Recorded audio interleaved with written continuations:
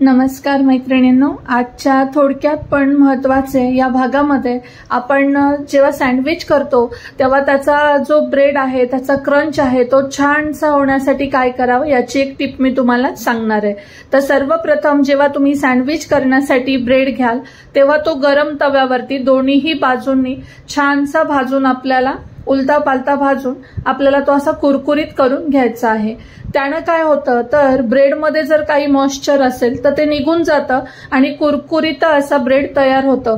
अशा सँडविच मध्ये म्हणजे अशा पद्धतीने जेव्हा तुम्ही ब्रेड भाजून घ्याल तेव्हा तुम्ही बटरही न लावता सँडविच हे अत्यंत कुरकुरीत आणि क्रंची होतं आणि जे काही तुम्ही बॅटर त्याच्यामध्ये भराल सँडविचचं तेही व्यवस्थितरित्या त्याच्यावरती स्टेबल राहतं, ते पांगत नाही किंवा सँडविच काही वेळेस मध्यभागी चटणी वगैरे लावल्यामुळे मऊ पडतं, तर असा प्रकार यामुळे होत नाही। आणि जरी तुम्हाला बटर वगैरे आवडत असेल, चीज आवडत असेल तर अशा पद्धतीने जेव्हा तुम्ही ब्रेड आधी भाजून घेतलेला असतो तेव्हा तुम्हाला बटरचं प्रमाणही कमी लागतं आणि अत्यंत कुरकुरीत असं सँडविच तयार होतं।